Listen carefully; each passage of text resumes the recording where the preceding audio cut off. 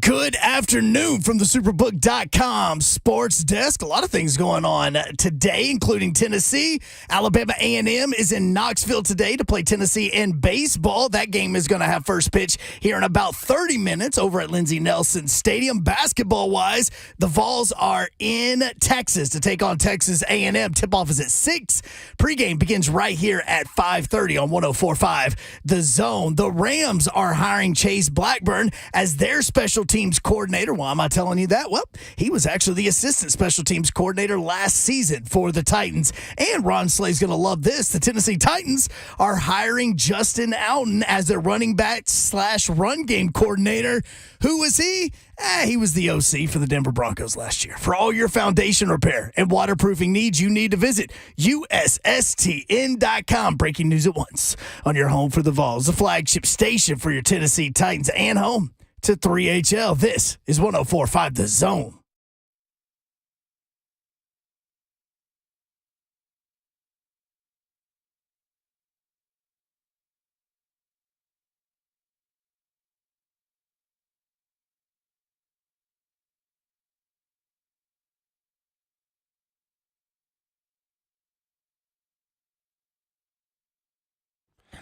Yo, what up, Nashville? 3HL is on the air. Brent Doherty with you, 104.5 The Zone. It is a beautiful day in the Music City, Babs Davenport.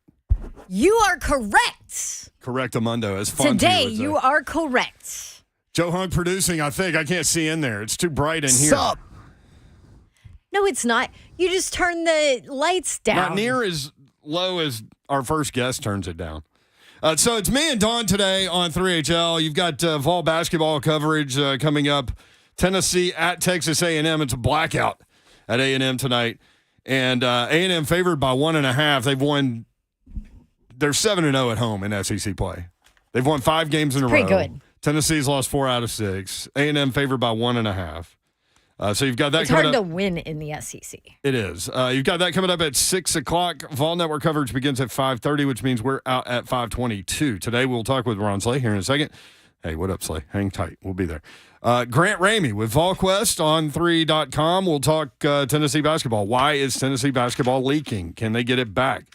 What a great word. Tragic story involving a Middle Tennessee volleyball player who was in St. Louis that we'll get to at 3:45. She and her family and her community are going to need your prayers, so we'll talk about that at 3:45. Some potential college football rule changes that we need to throw out there to make the games shorter because they say it will make the games safer, I guess. Because they're shorter? Yeah. Whatever. I don't know. 420, we'll talk a little bit about the XFL. Don't know if you guys paid attention over the weekend. I did not, so I'm going to lean in on Babs on that one. She's doing an XFL game on Sunday. Yes. Little San Antonio at Orlando. Oh, nice. Yeah, I get to go to Orlando where it's going to be 82 degrees. Yes, thank you. I think it's going to be like 81 here. Oh, really? On Thursday. Yeah. Injected in my veins. Yep. Jim Wyatt, TennesseeTitans.com, coming up at 4:45. We got a lot of stories to get to before we waste too much of your time. We'll get Ron Slay in here, who is in Fayetteville, Arkansas, I think. Right, Ron? Ron, who's Ron? Did you make it? I don't know. First of all, I don't know who that is, but I'll fill in for Ron. Yes, I did make it, Babsy. And it's a wild trip. It was a wild trip so far, but it was a good trip. I had breakfast this morning, and it's so difficult to stick to your diet when you're going to all these SEC states, SEC cities, man, because you want to be trying the food here. Like, I want to try some pulled pork so bad.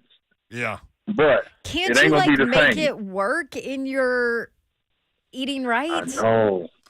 I know, Babs. I'm trying to figure it out. I'm going to try to figure it out for dinner. But right now I'm having Chipotle. But other than that, I had a good breakfast this morning.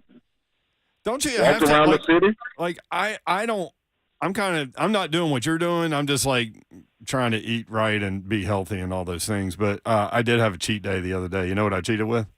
What? I was with my buddy Blake Fulton watching the Tennessee-Kentucky game at Tin Roof 2, and I had to do the honey hot chicken quesadilla. Ooh. And french fries. See, you already down. So you can have cheat days. I'm trying to get down. Once I get down, then I can have cheat days. I got to get down first. Yeah, you literally got up to get down. I like that. Hey, I like so that. is this your first trip, besides playing there back in the day, is this your first trip to Arkansas outside of your playing days? Yes, it is. Okay, Yes, so it is. fill me in. What do you think? Have you been to shoot around yet today? Yeah. I just left shoot around. Just left Arkansas shoot around, and then followed by Georgia shoot around.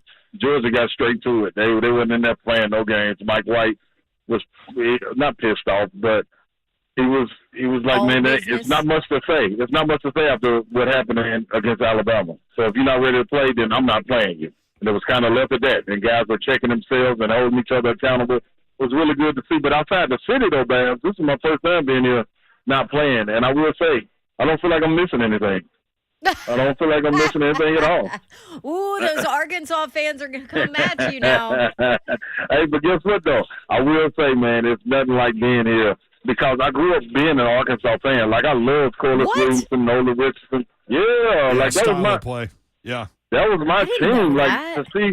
to see a big man be able to handle the ball and push it on the break and not get in trouble for it. Like I was all for that, you know. And then they were press off national championships and stuff when I was really, really, really getting into basketball. So it was fun to watch them. But yeah, man, I love all the history and everything. The city is a college town. Yes. Outside of that, that's it. I'm standing here looking at one of you guys' favorite spots, Tin Roof, right here across the street from where I'm getting something to eat at. So I could frequent one of these spots later on tonight to try to see what the vibe is like, but we'll see how the game goes. I will say this. It's actually, I think, a nicer town than people give it credit for. That's what Now, I've heard. I did I've never work been there. there's some really good food options. Sorry, Slay. There's some good without food question. restaurants and options there. I remember I worked a spring game back when Coach Bielema was the head coach. So he sent us to some like underground, bar, like cool kind of place. And I don't know. There's some cool stuff going on in Fayetteville. I know, without question, and it has a homely feel. It actually feels like Knoxville in a sense, like just with it being a college town, you know what I'm saying, a homely feel. Everybody gets along, everybody looking out for each other. That's the vibes I get just walking around. I walked through breakfast. That wasn't smart. I walked about 7 blocks, which I could have just got an Uber. But I was like, let me get out and see the city. Oh, that's good for you, Slay. Yeah. So I walked on down there. It was real cool, but breakfast was good. Outside of that, man, I'm ready to get to the game. Like, I love the action. It's a sold-out game. They said all games have been sold out this year, so Wow. I'm anxious to see it. Yeah, I want to see how Georgia looks when they bounce back, and I want to see how Arkansas looks if they can make a statement this game like they did against Florida. All right, what's your kind of gut feeling as far as breaking down this game, and then we'll talk Tennessee hoops for tonight. Arkansas 14-point favorite in this one. That's a I big line. think Arkansas pulls away late. It's just interesting to see, man, the size. You don't get to see the size and how it looks on TV. It doesn't really hit you, but from the point guard spot all the way to the power forward, man, they got guys that are interchangeable. Anthony Black, who's going to be a top 10 pick, top 15 pick. He's 6'8", 6'9" at the point. Then at the 2 guard, Nick Smith comes back, who's going to be a lottery pick. You got Jordan Walsh on the wing playing the 3-4, who's 6'8", 6'9", who's going to be should be a first-round pick. And then Ricky Council, the guy that transferred in. Like, he's 6'7", 6'8", with stupid athleticism. So, man, they are different. And then when Georgia walks in, you look at Georgia, and they got a 3-headed monster at guard, but everybody's below 6'2". So it's like, man, you kind of like, yeah, what do I do? But it should be exciting, man. But Arkansas, they should be able to make a statement. I just want to see how good Nick Smith is because he's supposed to be a top 5 pick. And I want to see how good he is in person. This will be his 4th game back, I believe. So see if he's incorporated himself to the offense. While we've got you, obviously Tennessee at Texas A&M, 6 o'clock on ESPN. Aggies favored by 1.5. Both teams 20-7. A&M 12-2 in SEC play. And they're on a stretch now. They've won 5 in a row. They're 7 at home in SEC play. Tennessee really needs one tonight, and they're going to have to play well, but I guess it depends on health of roster again. Yep, and that's what it's as simple as that. If Josiah Jordan-James and Phillips don't play, I don't think they have a great shot unless the only thing playing in their favor is they both play similar styles of basketball, which is two traditional big guys with three guards out on the perimeter. They can still match up with that. That just means they have to enforce their will down low and control the boards, make free throws, and finish at the rim. If they can do those three things and not turn over the ball, they have an opportunity to win. If not, I'm going to have to roll with Texas A&M, man, just because you have two guys that are interchangeable guys from the 2 to the 4. You know what I'm saying? Like, that's tough. If you're missing 6'8", 6'7", you automatically lose length. And you miss two more guys that can handle the ball. So right. And they're switching everything. They're switching everything with the roster. They're switching everything. Exactly. So, it's going to be tough. Real quick, Vanderbilt at LSU tomorrow. Vandy with a great shot to pick up their 6th win in a row. LSU just 1-13 in conference play. Man, talk about got it laid out for him, man. Vanderbilt got it laid out for him. I do think Coach McMahon will have his guys ready to play. They need to get a second win. Like, they got to get a second win, regardless who it's against. But Vanderbilt, man, it's nobody they have that can tangle with Liam Robbins down low. They do have the guard play. LSU and Vanderbilt match up really good. LSU can't shoot the ball as well as they need to, which I think Vandy plays to their favor. They get to get out and run, and Liam covers up everything inside. If the game slows down, he scores inside. So I think Vanderbilt get that win. There he is. He's Ron Slay at the Ron Slay on Twitter. You can check him out in Fayetteville, Arkansas. Tonight he is on the call for Georgia at Arkansas, 8 o'clock, SEC Network. Thank you, Slay. All right, love y'all, man. Go. Love you. Safe See ya, travels, Slay. brother. 3HL presented by Spring Hill Heating and Cooling, SpringHillAC.com. Wyatt's Tennessee basketball leaking. We'll talk about that with Grant Ramey. Also trying to get their best transfer baseball player eligible.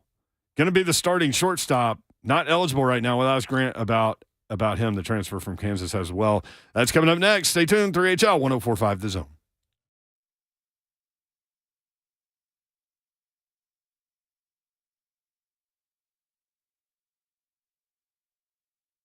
What's happening, good people? Listen, Spring Hill Heating and Cooling, with the weather changing like it is, and maybe hot on the inside of your house, maybe cold outside. Well, what about when it switches all of a sudden like it's doing right now? You going to sit in the house and burn up, or you going to rely on Kevin and our people over at Spring Hill Heating and Cooling to get you together, Babsy? Yeah, you mentioned Kevin. Well, it's the whole fam. That's whole fam. They are family owned and operated, been here in business for over 10 years.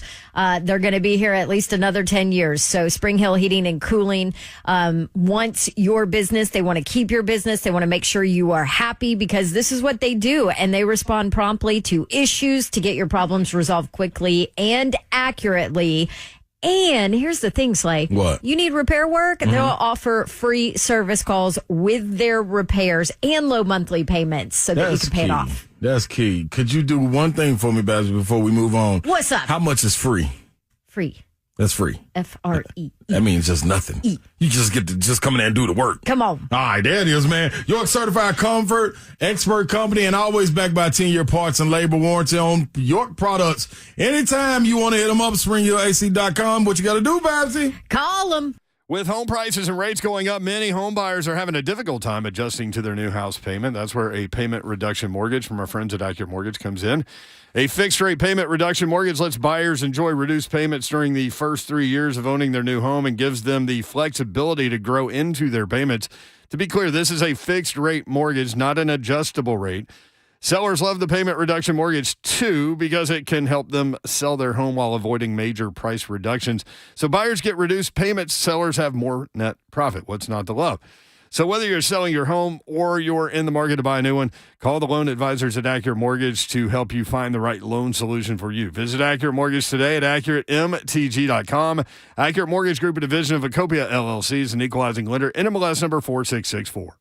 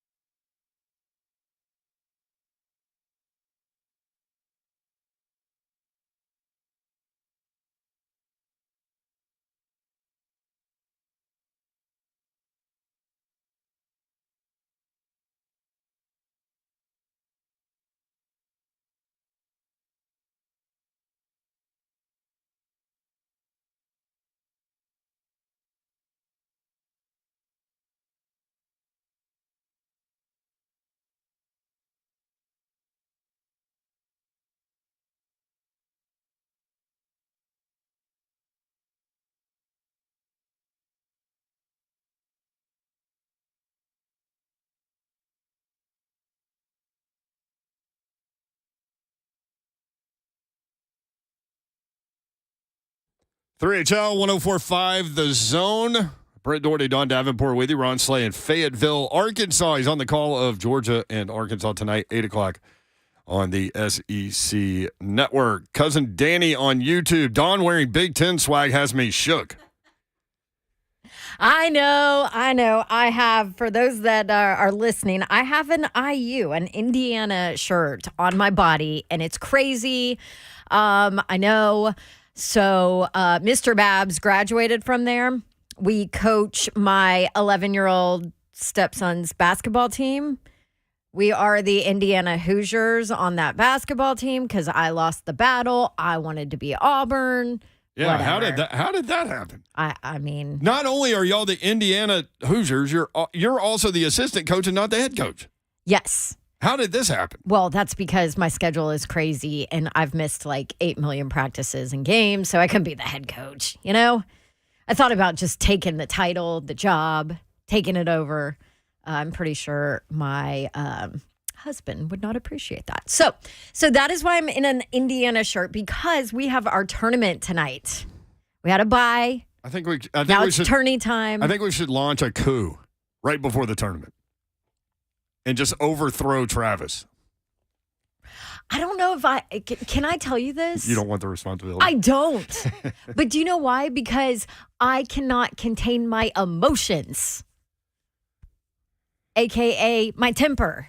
Yeah, I know what you mean. I'm not fit to coach 11-year-olds. I think I need like. Never heard a truer statement. I think I either need like 2-year-olds or like 18-year-olds. So I can like give tough love. Yeah. You don't think that I should coach at all. Probably I see not. it in your eyes. Yeah, I kind of like the rule that Dawn can't even stand from the bench. Like she can't get up from a seated position. That is the rule. I have seen my friends thrown out in that similar role though before.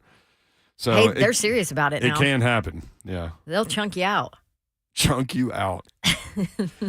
Tennessee's got to figure out what to do, man. They got a tough test tonight at Texas A&M against a hot team. Grant Ramey joins us now from VolQuest on3.com. Grant, what's up? How are you, man? Well, I'm great. I'm just going to tell you, I got roped into coaching 7- and 8-year-old girls softball last year, and it was a church league. Oh. And I got absolutely steamrolled, and I wasn't even the head coach. That's herding cats, my friend. Oh, yeah. They went through me like I wasn't even there. Yeah, that's what a buddy of mine told me. Like coaching little kids soccer is like herding cats, and I thought that was pretty good. My son played soccer too, and I was just a spectator, and he was 5, and it was very much picking daisies and herding cats for sure. The funny thing about trying to coach soccer or watching people try to coach soccer is you usually have the one kid that gets it, and he'll score like all the goals, and then you have to sit him like the whole second half, and then he gets pissed off and bored. So anyway, enough about that. Tennessee needs to find somebody that can score too and do it in a consistent fashion. They just don't have that guy. This is a major problem all year. They just don't have that late shot clock guy where they just spread out and one dude says, "Get out of my way. I'm going to go get a basket." No, they don't. And I thought if anything was encouraging at Kentucky on Saturday was they spread out and started attacking the rim in the second half, and they were hitting some three-point shots, and that obviously helped as well. But the way Santiago Vescovi is attacking the rim and finishing and kind of the answers they found there late, I don't know why you don't do more of that moving forward, because it looked like some of their best offense, sustained offense that we've seen in a while. But I mean, this team's at their best when Zakai Ziegler's at his best. He doesn't have to be the best scorer, but he's got to be the best facilitator, and he's got to run this offense, and everything's got to kind of start with him and flow through him. So I think they need to get him back on track consistently. Obviously, health's an issue with Julian Phillips out for the last couple of games with that hip flexor, and Josiah James with the ankle as well. So they need to get healthy, but yeah, they need to find some consistency on the offensive end. They need to find that guy that they can go to.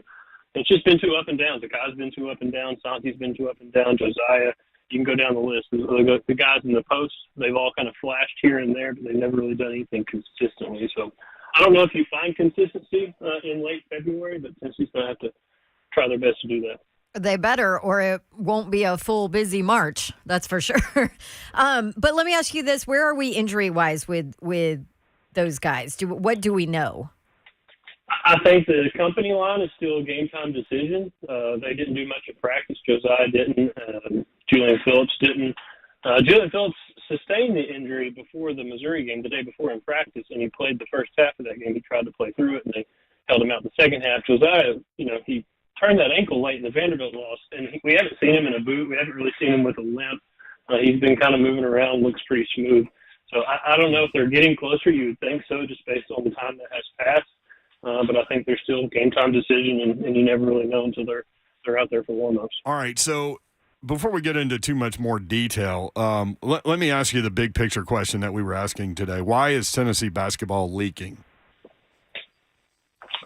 Why is it leaking? I don't know. Can you be more specific with the leaking? Well, you're talking about just the inconsistencies, and I know we've talked about the injuries and being specific there, maybe spreading out in the second half of the Kentucky game, but this is a team that has found some severe inconsistencies to score the basketball, and they've had stretches now where they're not playing very good defense, which is kind of crazy thinking about where they were there. Right. I don't know. To be honest, I think this team thinks too much and doesn't play enough. And I've asked them basically after games if they think too much, if they're in their own heads. But to go 0 for 6 from the free throw line in the second half at Rupp Arena, They missed their last 8 free throws in that game. They missed the front end of 4 1-and-1 situations. I mean, as a college basketball team at the Division I level, as well as this team can play, that's hard to do. And they didn't have their best free throw shooters at the line, but they still missed those shots, and they're trying to come back from 20 points, and they cut it to 8. And, they did some good things, and they had a chance there. But if they make those free throws, maybe it's a different game. And they didn't have their best shooters at the line, but still, it's hard for me to believe you missed 8 straight, 6 in the second half. That, to me, kind of feels like, in a nutshell, kind of what's holding this team back. It feels like they just don't play loose enough, free enough. It feels like they're just thinking too much. I don't know if that's the case. That's just kind of my view of it.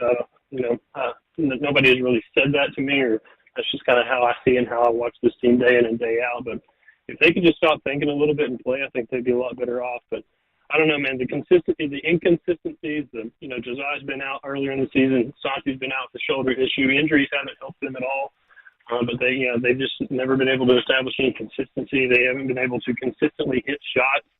And I think they're maybe a little too unselfish. I think they pass up too many shots to try to get better shots and end up turning it over later in possession. So I think they need a little less thinking and a little more selfishness. I'm glad you went down that path. Grant actually wrote about that, and you can follow his Twitter feed and find a link to the story at Grant Ramey. But I actually wrote down to ask you, does losing have them in their heads?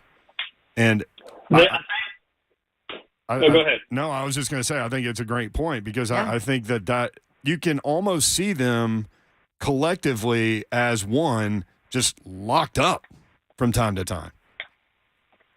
Yeah, and it's a fine line because you don't want to tolerate losing. You don't want to be fine with it, but you also don't want to dwell on it to the point where it's hurting you in the next game. Like at some point, you play 31 games in a regular season, you're going to lose. You got to move on to the next one because you got 2 a week every week until March.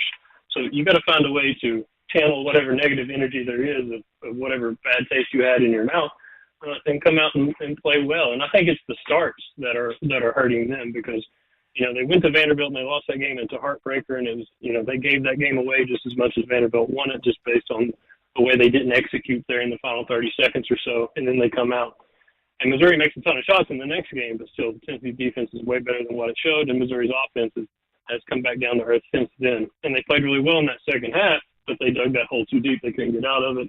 They couldn't hold on to the lead. Missouri hits another miracle shot. They have a huge win against Alabama, the biggest win of the season, the most intense we've seen them play, it's the most energetic we've seen them play, probably their best 40 minutes of basketball all year considering the opponent and the situation. And then they come out at Kentucky and they look flat as they've looked all year. I mean, to score 19 points in the first half, to miss the number of shots they missed, to miss the bunnies they missed. I don't know. It's just like from game to game, you just never know what you're going to get, especially coming off a loss. How much blame, this is a topic that we kind of brought up yesterday, but how much you talk about, the starts and things like that, inconsistency, how much do you still put on Coach Barnes? I mean, it's his team. It's his roster. He built this roster. He built this thing from the ground up basically at this point. So I think that Rick can't make shots for them. I think his offense gets good looks. But still, at the same time, this is your roster, these are your players, this is your program, so it's the responsibility is going to fall on the head coach. But I don't know. The the offensive inconsistency, and they're always going to focus on defense. That's always going to be number one in Rick Barnes' mind. That's always going to be where the attention goes first and foremost, and they play really well on the defensive end, and it's kept them in a lot of games and won a lot of games for them.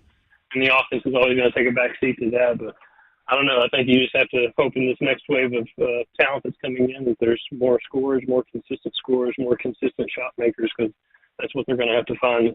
That's what we've seen this year. Grant Ramey with us at Grant Ramey on Twitter. Give him a follow. Read that story that we mentioned with VolQuest on 3.com. Four regular season games left. Grant, do you think they can find momentum before turning season? Yeah, they can, because they got 2 more home games, and they do go to Auburn, and that's going to be a tough place to play in the final game of the regular season. But they, this Auburn team is a little right at Auburn for sure. That's going to make it really tough. But at the same time, this Auburn team's a little bit more human than they've been in the past. So they're going to find a way to do something tonight. If they're shorthanded or not, they need to establish some momentum there. It's not going to be easy. I think Texas A&M's trying to win 10 in a row at home or something like that. They're really good at home. And then you come home, you get South Carolina on Saturday. You got to take care of business there. We saw what they did on the road earlier in the year. Arkansas is going to be really tough on Tuesday night, but it's a sold-out crowd, and it's a home game. You need to protect your home court and see what you can do going to Auburn, because you really want that top 4 seed in the SEC tournament and that double bye that comes with it. Hey, real quick, Tennessee baseball, I know first they're about to play, right? Alabama A&M. They are. Yeah, dealing with an eligibility issue for those that don't know with its biggest transfer. Maui Ahuna transferred from Kansas. He will be Tennessee's starting shortstop. He is not eligible. What is going on there? I think you hit it. It's an eligibility issue. It's not a NIL deal. It's not a grades deal. I think it goes back to something that Tennessee, some kind of minor violation that Tennessee reported back in the summer when they're in the process of getting Maui to campus. I don't think it's something that Tennessee's extremely concerned about. I think it's just something that Tennessee's waiting on.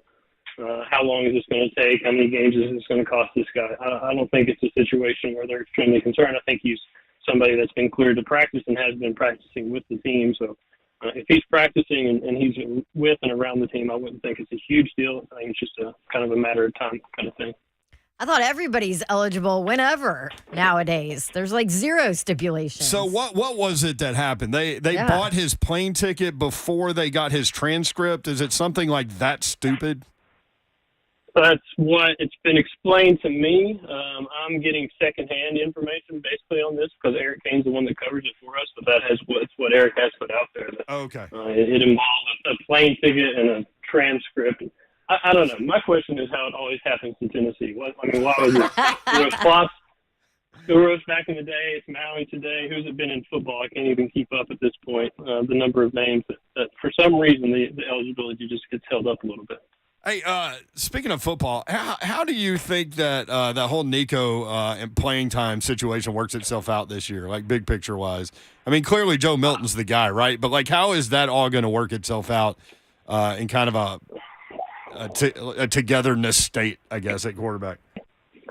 I mean, they say all the right things, and they seem to be doing all the right things. And I think what we saw from Joe in the Orange Bowls, and at least it led me to believe, encouraged that he could handle the job and he could play well in this offense based on how he performed in that game. I think best case scenario is you don't have to play Nico really at all unless it's mop-up duty and you just want to get him on the field for some experience. What they're going to have to put up with is just the constant questions about it, the fans wanting the kid on the field. They want to see him. I mean, Joe Milton, credit to him, he stuck it out and he waited around with Hendon Hooker, his roommate, doing what Hendon did the last couple of years. So credit to Joe for not transferring. Now you would hope he would be paid off, by being patient to have a good final year at Tennessee. So I think best case scenario, Nico gets to sit back, gets to slowly kind of wade into this thing, get all the experience that he can on the practice field. If all goes according to plan in Tennessee, I would expect you don't see him much because they think they have their starter in Joe. That's what it seemed like coming out of the Orange Bowl, and we'll see where it goes from there. Love it. Hey, Grant, thanks for hopping on, man. It's good to hear your voice. Appreciate y'all. All right, appreciate it. Thanks, Grant Ramey, check him out at Grant Ramey on Twitter. It's interesting that that's kind of why we called him today was the piece that he wrote about them being too much in their heads. Which is interesting because not a lot of people have said that, have gone that that route with Right. this team. And You know, so- there's been they're just not talented enough. There's been they don't have the guy. There's been the roster is not in a good spot. You know, there's been all of that, but that's it. I mean, it makes sense. I think one of the elements that he investigated with some of the players and coaches was the hatred of losing, and that almost might be a factor in terms of them getting locked up a little bit mentally. So opportunity tonight, but again, Texas A&M is the kind of team that could choke you out offensively too. So That's a good way to put it. I mean, we saw 19 especially points. at home. We saw 19 points against Kentucky in the first half. I don't know. I mean, Tennessee's kind of schizophrenic, though. I mean, you don't know what you're going to get. I mean, half to half now. Because, boy, they shot the ball well in the second half against Kentucky. But, I mean, they had, what did they have, 7 points in the first 11 minutes of that game? Yeah. Jeez. Hey, from Dove Kleeman earlier today, Saquon Barkley, New York Giants running back, set to hit free agency, said there is a, quote, gap in negotiations between Barkley and the team. Let me go ahead and tell you. We talked about it yesterday, Babs, and Daniel Jones about to get paid. Really? That's well, he wants. Let me say, Daniel Jones wants to get paid. Wants to There get you paid. There's a big difference between wants and is about to. Daniel Jones wants, as Mayor said yesterday, Judge Judy money. Yeah, he does. $50 million.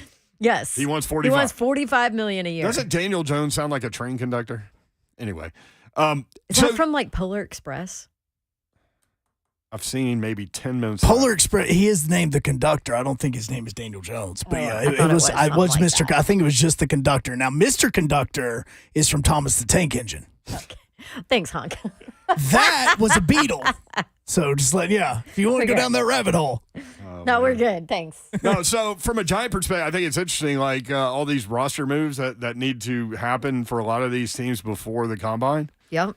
What do you do there? Franchise tag window opens today, by the way. Closes March 7th. So that will determine some things, right? Yeah, I don't see the Titans franchising anyone because, I mean, if you do that, Who is there to? I'm trying to go through the roster. I haven't looked at what the franchise tag money is, but for those that don't know, it's I have it. the average of the top 5 at your position. The So what's non-exclusive franchise tag is $32.45 million For quarterback? for a quarterback. You actually save a little bit if you do that to Ryan Now, Tannehill. but see, and here's the thing. But you still can't be that. No. But the Can't do it to Derrick Henry. exclusive franchise tag is $45 million, which is what Daniel Jones is asking for. See, what do you say? He's the next man up, next one up. Right, These and- numbers are just going to continue to climb. And people for that say, position. running backs are expendable. Mm-hmm.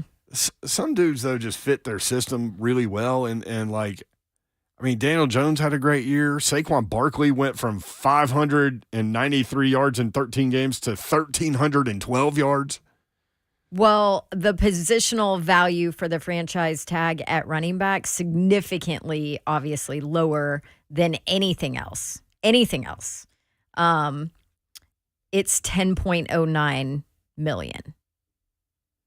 Right. So, So the next closest, that's by far the lowest positionally, at least for that's the lowest. And then the next level you're talking is tight end, which is $11.35 million. That's the positional value for the franchise tag this year. So running back lowest, tight end next. yeah. So Derrick Henry's contract is up after this season. Right. So, ideally speaking, Sorry. he would want a new Punter deal. kicker is 5.4. Sorry. All right. Sorry, I know. I guess you can't leave them out. The lonesome kicker. Punters are people too. I Yeah. know. That is Would you definitely pay Daniel Jones $45 million? true. No, hell no. Hell no. I wouldn't even think about it. No, I'm franchise tagging either. Saquon Barkley and telling Daniel Jones peace.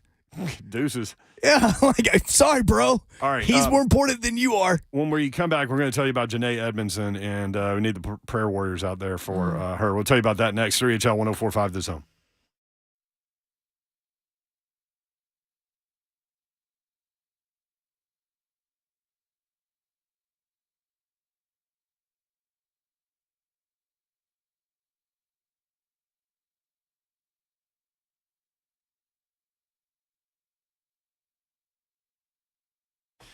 Brentwood Jewelry in the heart of Brentwood. Check them out. Everybody needs a jeweler in their life, and these guys can help you out. Salem Amamali, Brandon Amamali, everybody at Brentwood Jewelry.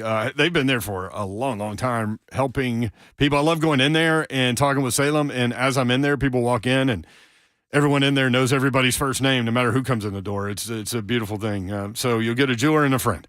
When you go see Brentwood Jewelry, they have new hours for 2023. They want to spend more time with their family in the coming years, so they are still open regular hours Tuesdays through Fridays from 9 to 6, Saturdays from 9 to 4. Always a click away at BrentwoodJewelry.com. If you haven't heard, Nashville's premier timepiece dealer is Brentwood Jewelry. Not only do they have the best selection of watches, but they are also the go-to spot for pre-owned Rolexes, vintage or current models. You can own a fine pre-owned Rolex for a fraction of the cost. Every watch has been meticulously serviced to ensure the highest level of performance, and it's presented with a 2-year warranty. 7012 Church Street in the heart of Brentwood, just off Franklin Road. Exceptional style, exceptional deals every day for more than 50 years. Visit BrentwoodJewelry.com. What's up, good people? Let's talk about it. What is that? This weight loss journey that I am. It is a weight loss program, and you can be on it too. Awaken 180, doing wonders for your guy, Big Slay, Slim Slay. Now, about what I go through, I always got somebody that I can talk to. And that's my coach, Sam. Awesome. She makes changes to my plan almost weekly to ensure I continue seeing results each week. And might I add, sitting at 269, down from 300. Yes, this is week 4, going out of week 4 into week 5. And I am seeing results, and you can see the same results if you want to. All you got to do is something real simple. What would you like to do? Go to Awaken 180 Weight Loss. Yeah, awaken180weightloss.com. Better yet, let me make this easy. Everybody has a phone. Schedule your consultation by calling 844-346-1800. That's 844-346-1800. Or hit them up at awaken180weightloss.com. And I promise you, you will not be Listen, man, lose weight, man. Let's get sexy back. Awaken 180.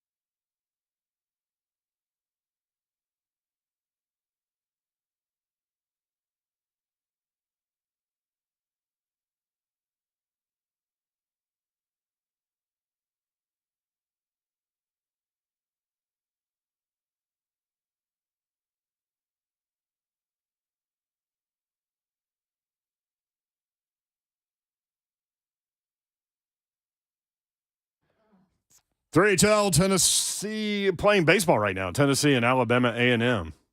Weird to be watching baseball in February, but that's where we are. That's where that season is. Bottom of the first, runners on second and third. There's your update. Brent Doherty, Don Davenport with you. Ron Slay is in Fayetteville, Arkansas. He is on the call tonight. Georgia at Arkansas, 8 o'clock in the SEC Network. Babs, he is in the YouTube chat right now. So he's kind of in the building. He's got the eyeballs emojis. Savages, what's popping? Slay. Everybody's wanting to know what he's going to wear tonight. Slay's made some waves with these suit choices, man. Mm-hmm. John Street and his crew. I haven't paid any attention to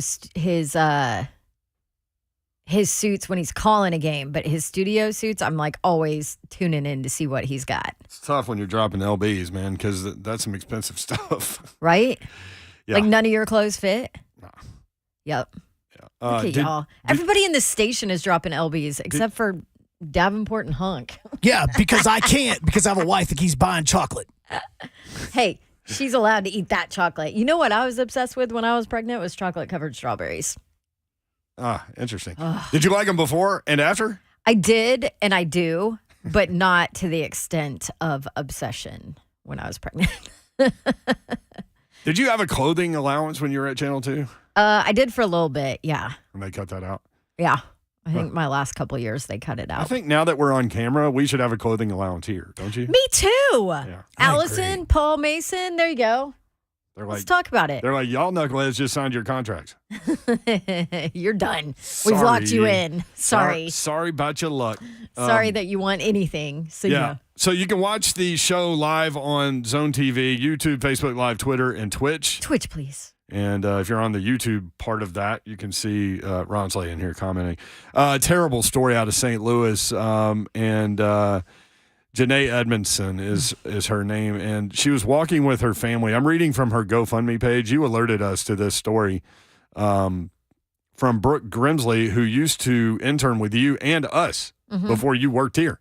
She's now covering sports in St. Louis. That's right. She's awesome. Very talented. But anyway, here's the GoFundMe page. On Saturday, February 18th, the Edmondson family was walking to their hotel after day one of a volleyball event in St. Louis. His 18-year-old team, right? 18U. When an unthinkable accident occurred. A driver drove through a yield sign and struck a car. That car struck Janae. Her mother and father were with her as she was rushed to an area hospital. Janae suffered critical injuries. We're thankful to report that her condition, though serious, is now stable.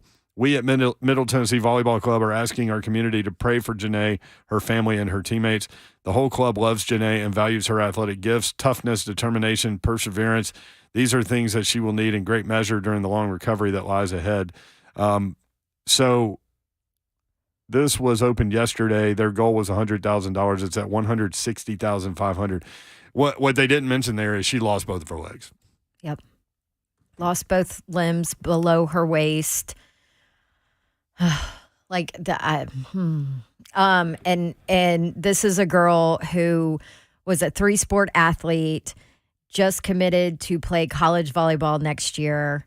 So she's a senior. I mean, her just in an instant, her life has completely changed.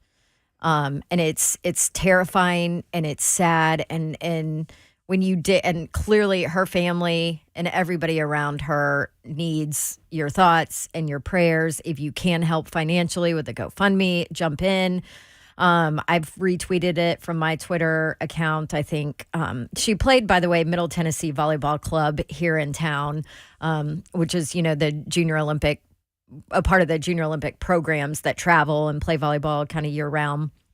But the extra frustrating part of it is when you dig into the story and see what's happening there. The driver of the car was going at least 20 miles per hour over the speed limit in a city. Like, we're talking city streets. Yeah, I think it was 25 and he was going 45. Yeah. Something like that. Yep. In downtown, his name was Daniel Riley. He was out on bail or out on bond for armed robbery, was supposed to be on house arrest with a GPS monitor, had already violated that GPS monitor numerous times over his time period of where he was supposed to be on house arrest. And that just frustrates you even more that this is unfortunately somebody who, was not doing things right. And now this poor girl and her family's life has changed forever. A lot of people on the feed saying prayers up. That's awesome. They need it. Smyrna High School, I believe, is where she went to school. Since we've been talking about this, more than $1,000 raised. So I just can't. You can give. Oh, it's heartbreaking. I mean, she's 18 years old. This is a girl that has played sports her entire life. She's a 3-sport athlete. She's going to play at the next level in college.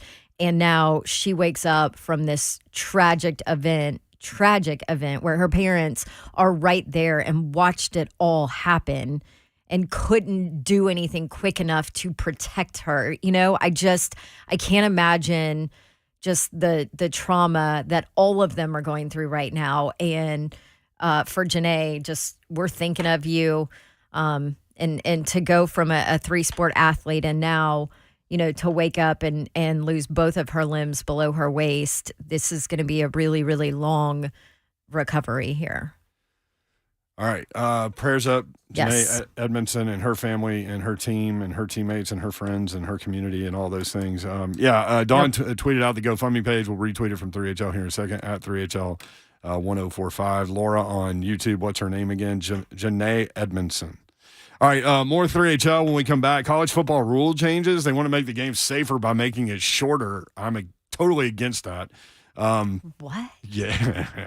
That's next. 3HL 1045 this home.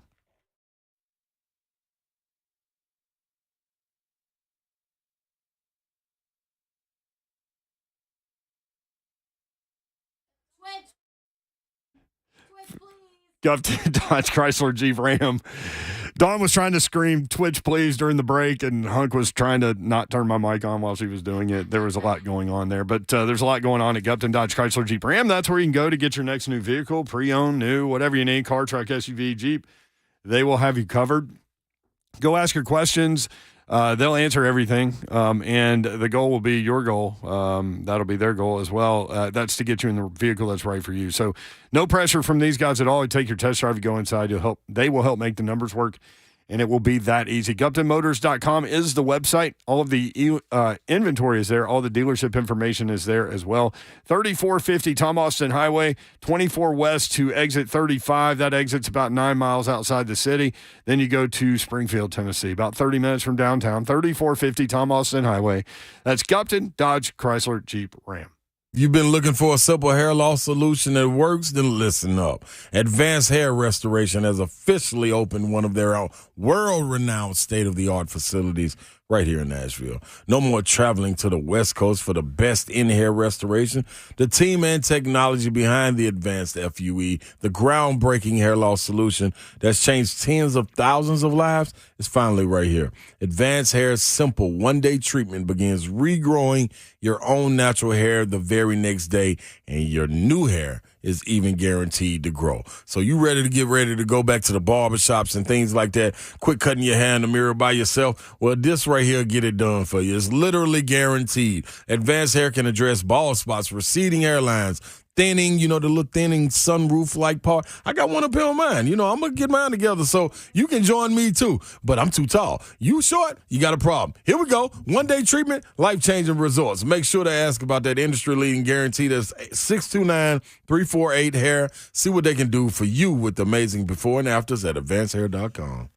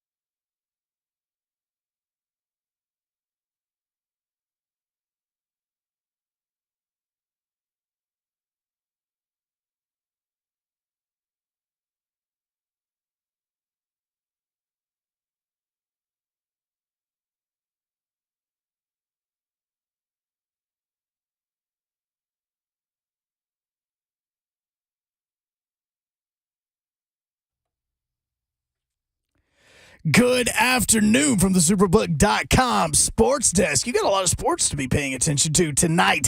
Matter of fact, Tennessee and Texas A&M start at 6 o'clock. Pregame begins at 5:30 here on 104.5 The Zone. Right now, Tennessee and Alabama A&M are playing baseball over at Lindsey Nelson, and at the moment, that game is tied at 0. Coming up here in about 30 minutes, Vanderbilt and Central Arkansas are going to get going over at Vandy. 4:30 first pitch. You can watch that on the SEC Network. And tonight at Bridgestone, Preds are hosting the Canucks. The Tennessee Titans just announced a little while ago that they have signed Justin Outen as their brand new running back and run game coordinator. What does that mean? That basically means he's going to be talking to Derrick Henry. What was he doing beforehand? He was the OC for the Denver Broncos, so take that for what you will. For all your foundation repair and waterproofing needs, you need to visit USSTN.com. Breaking news at once on your home for the Vols, the flagship station for your Tennessee Titans, and home to 3HL. This is 104.5 The Zone.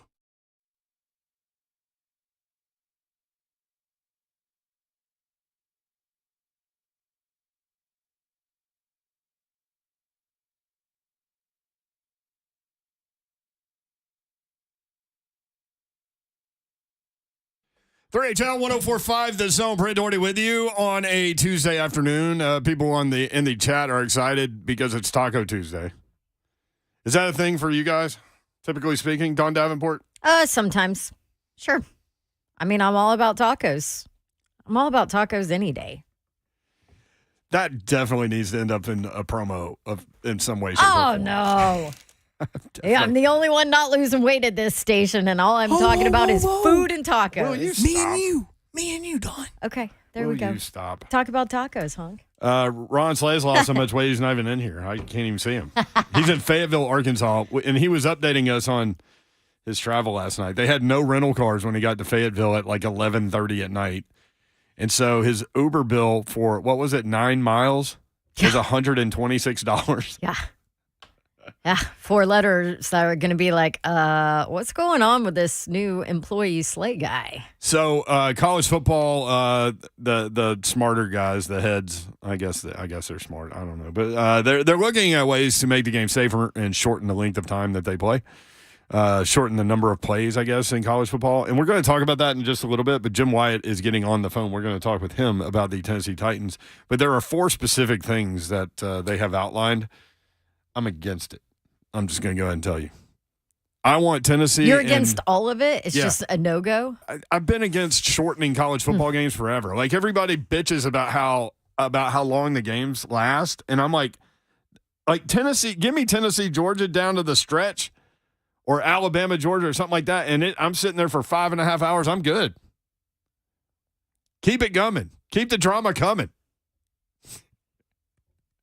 I'm mixed. We'll talk about it. Okay. You're going to go mayor on that one. I see I the don't positives and the negatives. Well, maybe. Yeah. Jim Wyatt joins us now at J. Wyatt Sports. TennesseeTitans.com is where you can find all the Titans content you need. Jimmy, what's up? Not too much. Hope you guys are doing well. Hey, congrats Hi, on your Jimmy. basketball program. 5 wins in a row, headed down to LSU to try to pick up number 6 against a 1-win SEC team. Yeah, I need to keep winning. Yeah, that's the thing is, now that they've gotten into a good streak here, you don't want to give one back. And Vandy, is right now, paying for some of these losses they suffered back in the early part of the season. I hope they don't come back to haunt them, but definitely playing a lot better. And I think this team's capable of finishing strong. Where are we? You've covered the NFL for a long, long, long time. I keep waiting for lots of bits of NFL news as we get closer to the combine. We're in kind of that window, aren't we? Yeah, I think that, I know the franchise tag window opened today, which I know has become, relatively uneventful across the league. Some teams use it, but I think it's obviously a last, ditch effort or last scenario you want to use to keep players. You want to get them to long-term deals. The team wants that. Players want that. So that's not as big a news developer, but I do think as we get edge closer to the start of the new league year, this is when you start to see some things happen. Players are going to be released. Players are going to have contracts restructured. I think what has changed over the years is it used to be, the combine would happen and then free agency would start 2 days after it was over. And you knew that there was a lot of probably tampering going on, a lot of conversations going on leading up to the start of the new league year. Now there's more of a buffer. The combine, I'm heading to Indy on Monday, starts really on Tuesday. Free agencies a couple of weeks behind that. So I do think you'll see teams meeting with, agents for players and starting to get a better idea of what you can do, or you're not as rushed as you used to be. Jim Wyatt with us, TennesseeTitans.com, at Jay Wyatt Sports. When you mentioned tampering, I immediately thought about, remember the $100 million plus contract that Albert Hainsworth signed? At 12:01. It came out. It was later than that. Yeah, I ended up breaking that story about, I think it was like 3:45 in the morning. I stayed up all night waiting because I remember dealing with Albert and dealing with his agent, who's Chad Speck. And and he knows how much I wanted that story. And so I thought it was going to be 12:01 because that's when a lot of those things happen. But it ended up being, if I went back and looked at my old Hotmail account, I bet I could figure out exactly when it was. It was like in between 3 and 4 o'clock in the morning is when I posted that story. And those days were, that was crazy the way that happened. Now it's different now than it used to be, but that was a wild, wild west when free agency opened then, right in the middle of the night. Real quick, to your point about franchise tags, M-Boy on YouTube, Lamar didn't get tagged. Damn. Just because he hadn't been tagged yet doesn't mean he won't be. It closes, March 7th? Yeah. Yeah, it goes on a couple of weeks. So, yeah. I mean, maybe that's the way that one ends. That's the way some of the other ones will end across the league. I think it's kind of a last bargaining chip for teams to have to try to get players to, agree to a deal. And, but you're not going to see it used a whole bunch. I was going to say, is there a scenario where the Titans utilize that or the transitional tag? I don't think so, and it's so much so that I really haven't even looked at it. I just know the cap space that the Titans are in. We have $20 million over, got a lot of players to release. I say that, you either release these guys or try to figure out a way to make their deals work. But I think a lot of moves are coming. I don't think the Titans can afford to pay a guy a 1-year salary that comes with that franchise tag or transition tag. Yep. Jim Wyatt with us, TennesseeTitans.com, at Jay Wyatt Sports. So they make it official, Jim, today. The Titans have hired Justin Alton as their running backs coach and run game coordinator. Offensive coordinator of the Broncos last year. So another offensive coordinator type of positional piece on that staff. Yeah, and I think, the interesting part is that he was a successful tight ends coach before he was an offensive coordinator. And I know, talking to Derrick Henry at the Super Bowl just about who this person's going to be and wondered how he might react to a change there because he's very close to Tony Dews. That's been his position coach the last 5 years. And I think he looked at Tony moving to tight ends coach as a chance for him to kind of enhance his chances of being a head coach one day. So Justin Alton arrives, I think, with some good credentials, as you mentioned. I mean, they've got several guys who have had their hands in play calling before, have had some, good titles and good resumes. And I think it's a good hire. I mean, he interviewed for three different places across the league. He interviewed for offensive coordinator position. So I think Mike Vrabel singled in on him and found a good fit. Interesting stuff. Jim Wyatt at Jay Wyatt Sports, TennesseeTitans.com. Appreciate it, Jimmy. Good stuff, man. Okay, you have a good week. Thank you. All right. That world's about to get busy. It's really dry right now, honestly, in the NFL. Yeah. Not for long. You'll see little notes like yesterday. They're like, Ravens plan to franchise tag Lamar Jackson. Oh, yeah. What else did I see? Oh, the Jets asked the Packers if Rodgers was available in a trade. That's out there. Derek Carr visited the Jets. Yeah, Aaron Rodgers in New York would be fun. Is he out of his dark place yet? Are we done with our darkness retreat? We did find out the darkness retreat was a cave, right? Did we find that there's out? a door with a slot. There's a door with a slot. It's It's actually more of like an Adobe. I was looking at the darkness retreat that Blue of Earth, who Aaron Rodgers dated at one point, that she went to a couple years ago. So I was looking at that actual retreat area, and it's more of just like a Adobe with no windows, like just concrete. It's like a hut, like concrete hut with a toilet, but you don't have to use it. Okay.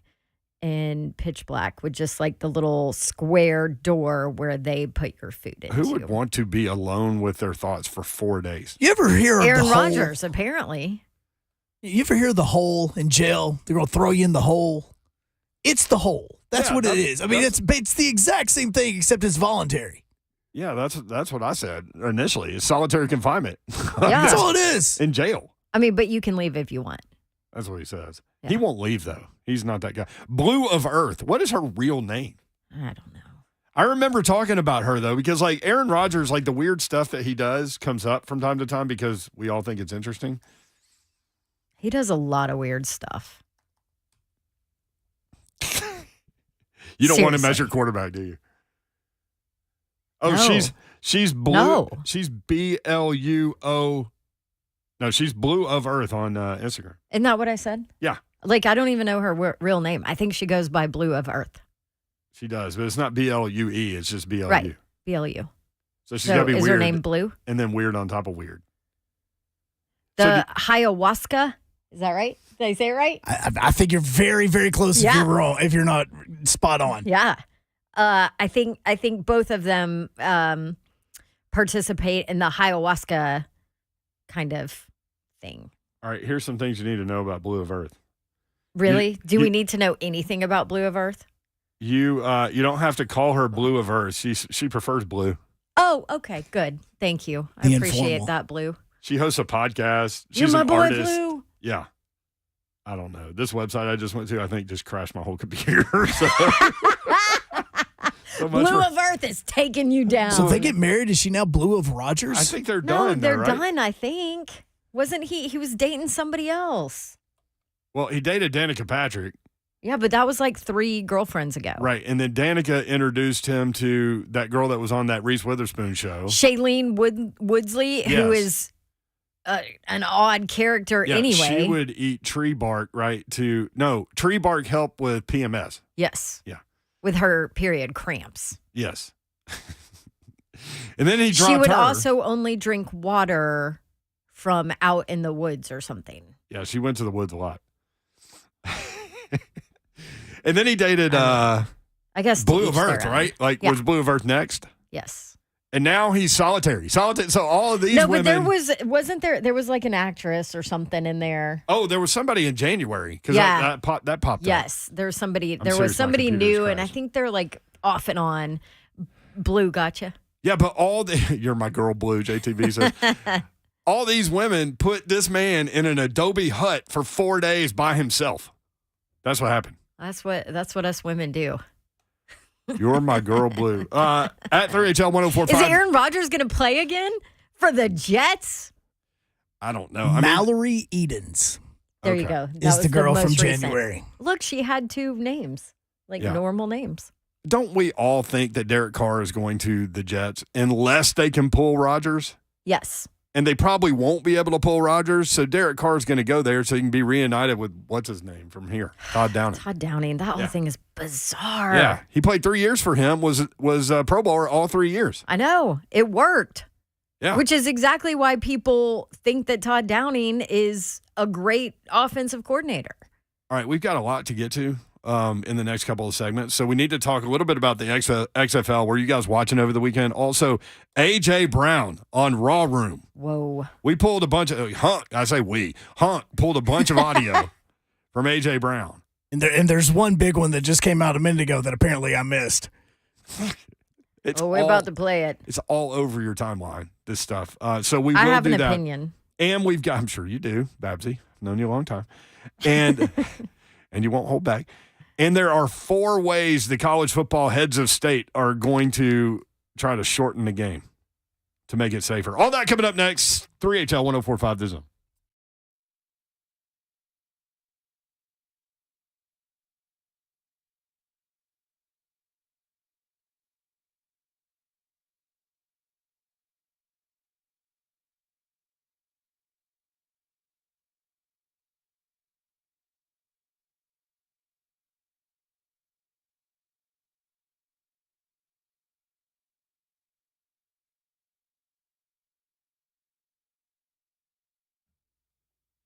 All right. Did you come off of the holidays and the new year and all of that with maybe a bunch of credit card debt? Loan Pronto can help you, especially right now because mortgage rates have plummeted to 5 or 6 month lows. And maybe you are getting fleeced with 20+% interest charges every single month on that credit card. Loan Pronto wants to help you out. You can get a quick, easy refi at Loan Pronto. You saying, okay, well, how does that help me? Get cash out, wipe out all those credit cards, wipe out that debt, close in just 14 days, and then cut your overall expenses by $500 a month or more. $500 a month is about the average that people who have done this with Loan Pronto can save themselves. So right now, Loan Pronto is doing refis with APRs in the 4s, so you can take advantage of this massive rate drop. Get those credit cards to zero, start your home improvement project, or maybe you just have a 7% loan that you had to have last year and you want to get out of that. Loan Pronto can help you, even if you just bought your house. LoanPronto.com, 615-499-5780.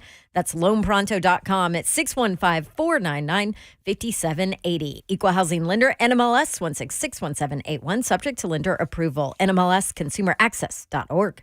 What's happening, good people? Ron Slay here, man. Let's talk about some good eating. Steak-out wings. 3961 Nolensville Pike Plaza Mariachi, 123 Ewing Drive, and the other location. Right there, the food truck always popping and wings just as delicious. 2500 Highway West, 31 West, right there in White House, Tennessee. Lunch combo specials all day, every day, except on Tuesday. You know why that is, because it's 69-cent wings on Tuesday. But 11 a.m. to 3 p.m. lunch combo specials, $8.99. You cannot beat that, man. So I would suggest you dive in. I hope everybody for the big game had their orders in, because you know I had mine. Nice little 100-piece. Yeah, I didn't eat them all by myself. You know, I'm watching myself. But you can dive in anytime, any day. It does not matter. They're going to be right there for you. Get the big Ron Slay meal. Sweet and sassy lemon pepper with the Cajun ranch fries with cheese melted on top. It's steak-out wings.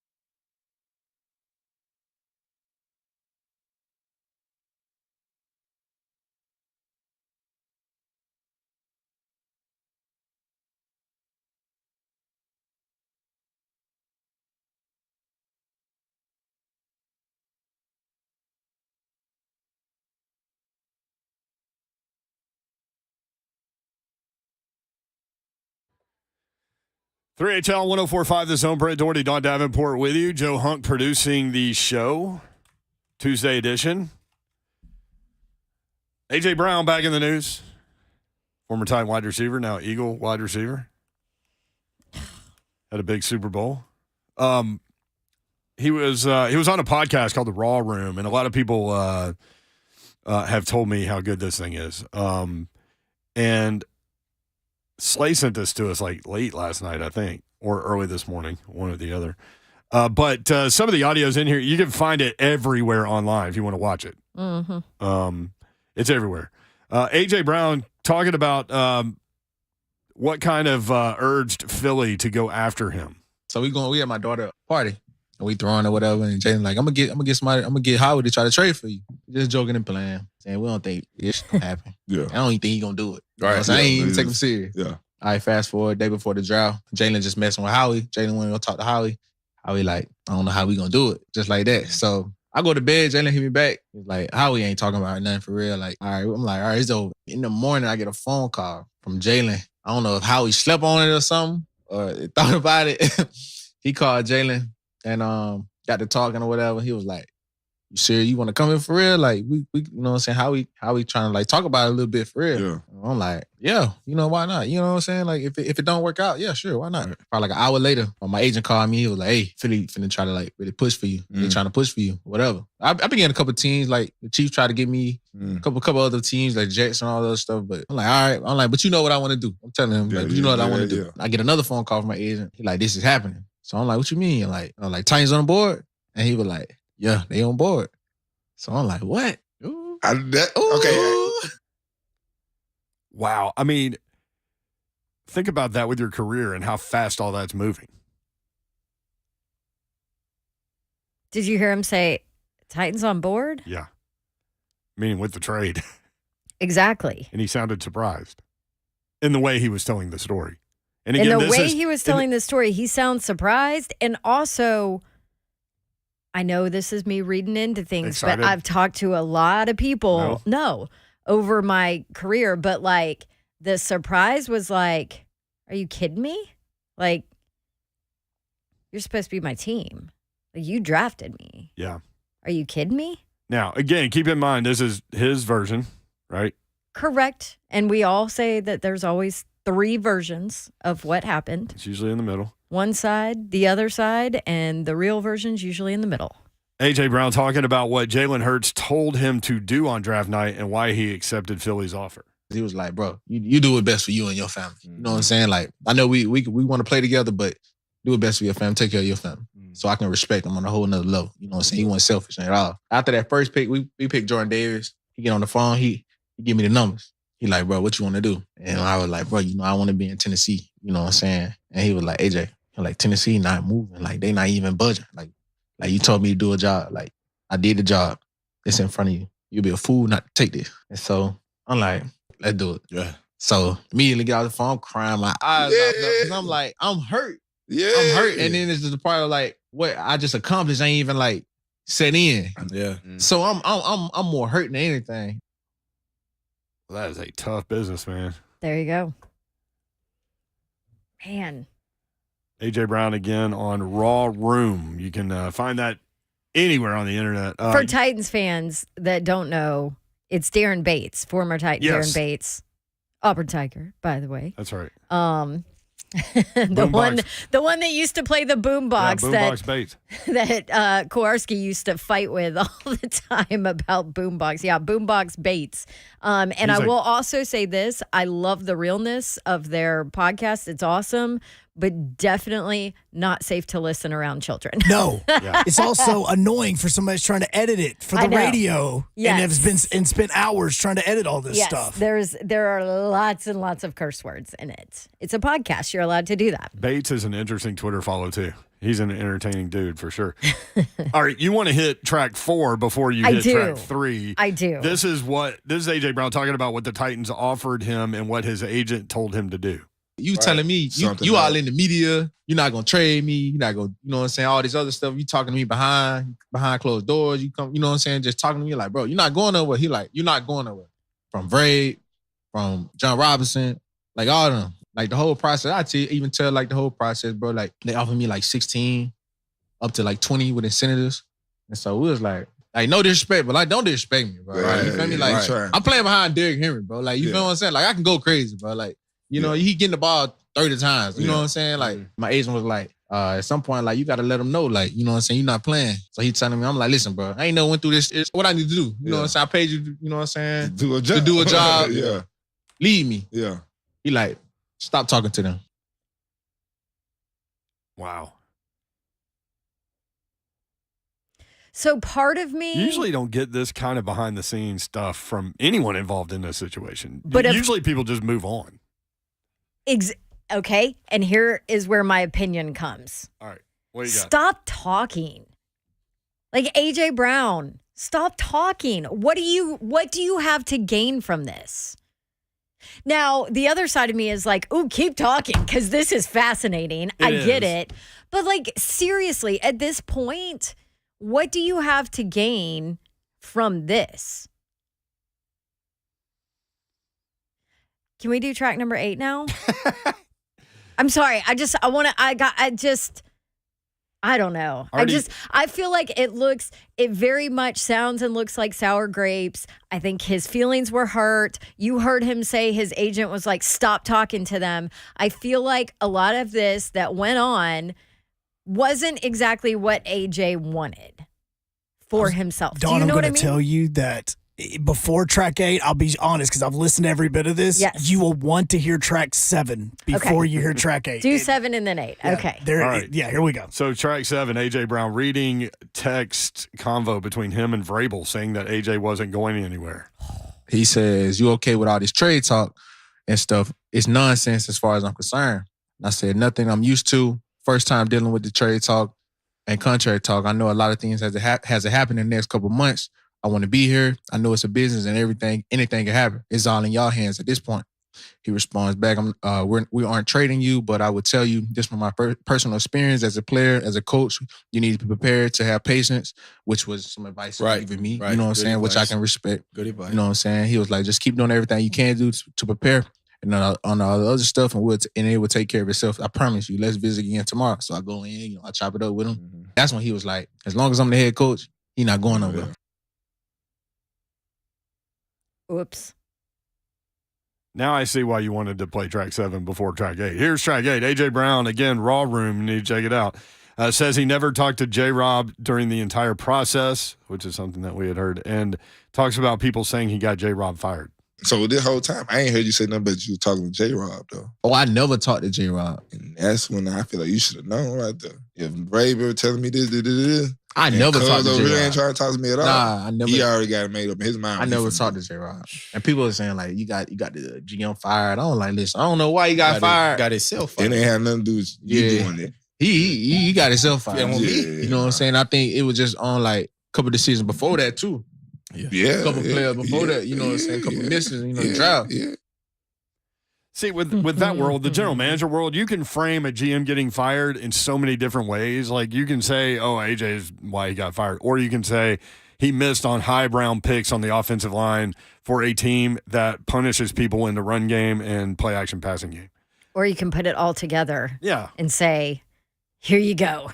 Here's your body of work on why J-Rob got fired. Do you have an issue with J-Rob not once having a conversation with AJ Brown?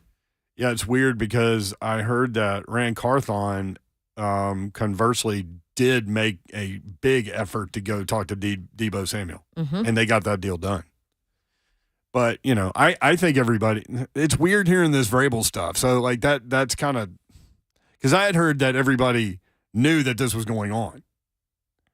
And so, like, hearing him say that about Vrabel makes me pause a little bit on what I had heard. After he talks about Vrabel and the text message and him going in and talking about it, everybody around goes, so that's why he was so emotional on draft night. Like, he's like, that's why you could see how emotional he was when the decision was made to trade you.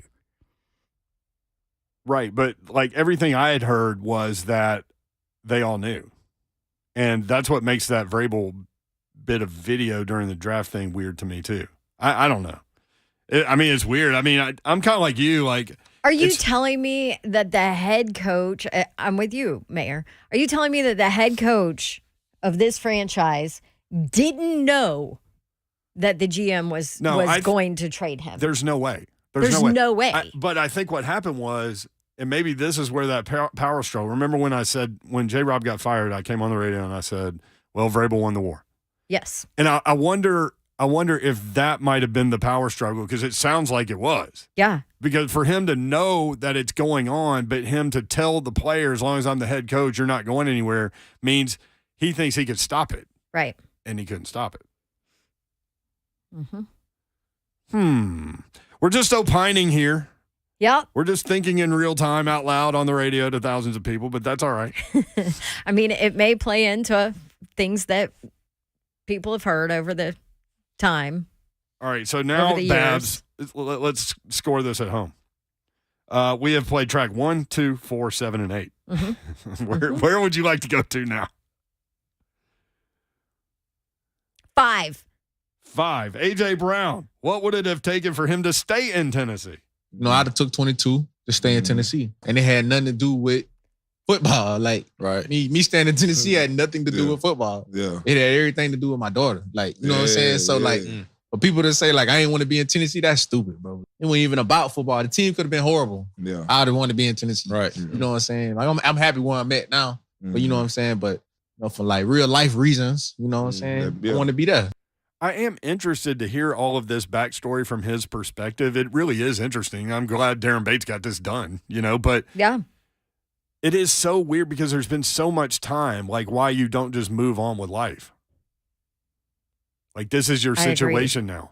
Well, and you're also... And you did pretty well. Like, I also kind of call... Can I be honest? I kind of call BS on some of this from him. If you really wanted to be in Tennessee, you would have been in Tennessee. For $22 million, though, he said. But don't sit here and be like, I don't care if the team's bad, blah, blah, blah. Well, then guess what? It is absolutely all about money for you. Which is fine. I'm totally fine with that. It's a business. You have a short career, but don't act like it's not, because that's what he tried to play. He tried to play the loyalty, whatever. Man, my feelings were hurt, blah, blah, blah. Not to mention the Titans were basically offering 20. It was 16 with incentives. I'm assuming they were gettable incentives up to 20. So you're telling me then you made the decision to go to Philly over $2 million? Yeah. Oh, and by the way, guess what? Tennessee, it's a no state income state. Income tax state. Yes. Which means that it's Texas, null and Florida, void. Tennessee. Yeah. Yes. I think you hit on something real quick. Don't act like that. And I know you'll agree with me because we've both spent a lot of time doing this and a lot of years doing this. And one thing you learn pretty early on, like, people can talk about emotions and all these things, but follow the money. Yeah. I mean, it basically, not every time, but it basically comes down to follow the money. And that's why we always talk about, okay, where's Derek Carr going to go? Wherever somebody's paying them the most money, that's where he's going to go. Yeah. And you can talk about all these other things and the roster, and all these other things do play into it, sure, but it is funny how they always seem to end up with the best possible situation. Not always, but well, and here's the other question too, like how much, I mean, you also don't know details. Like, was the final offer for the Titans 16 and up to 20 with incentives? What were those incentives? You know what I mean? Yeah. I mean, at the end of the day, if you're talking about a $2 million difference, like, I know a lot of people are saying, okay, 16 is lowballing him. I get it.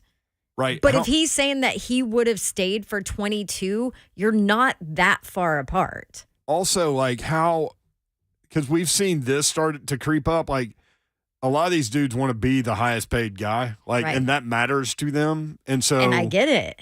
It's a pride thing. The 16 might not look good, right? On, in the paper or whatever. Are there still papers online? Yeah. It's funny though, in the chat, this is a divisive little issue. Like, people are like, because people are like, oh, the Titans are cheap. This is on them. Yeah. And let me say this, 100%, I blame John Robinson for never having a conversation with the player himself. And I understand it's a business and you have to deal with agents, but in that situation, clearly emotions were involved for A.J. Brown. Right. And Mark says he never said he wanted to be the highest paid. I didn't say that either. I just wonder if the 16 number was too low, like just to look at it. Right. The perspective or the what is the glasses? What are you doing? You're doing the Derek Dooley. When they were looking for Rommel. Babs was looking for the Rommel, optics of it. The optics of just 16. That's a low ball offer. Even though he probably would have been up to 20 with the incentives. I get it. Yeah. So the optics. That's what I was thinking. Right. You can watch the show YouTube, Twitter, Facebook Live, Twitch. Twitch, please. There's a message board on the YouTube feed that I'm looking at, and people are like, I agree with AJ, and I disagree with AJ. And like, I mean, it's pretty interesting. All right, more from AJ Brown on Raw Room with Darren Bates and the guys. When we come back, 615-737-1045. You want in at 3HL1045 on Twitter. Brent Doherty, Don Davenport. This is 3HL 1045 The Zone.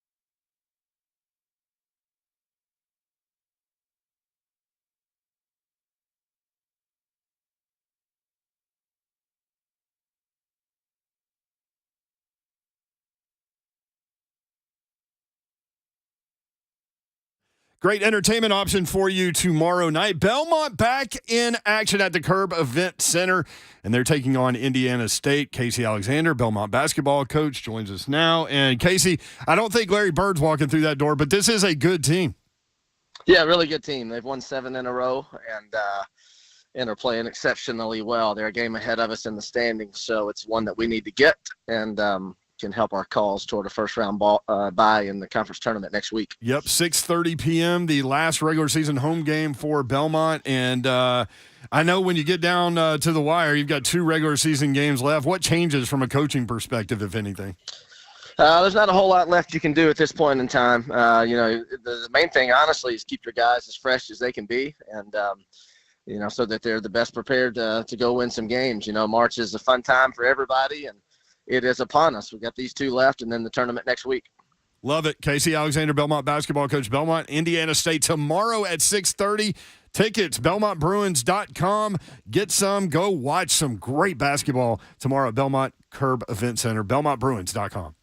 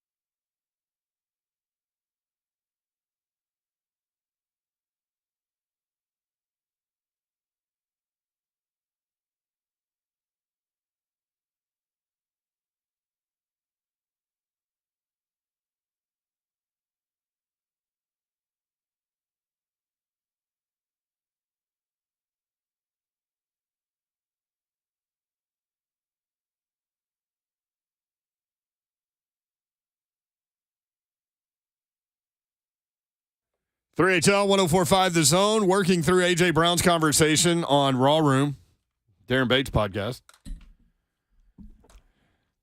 giving his backstory as to what kind of went on during those contract negotiations. By the way, A.J. Brown, his contract, 4 years, $100 million with the Eagles, including 23.23 signing bonus, 57.22 guaranteed, and there is a potential out, according to Spot Track, after the third year, before the 2025 season.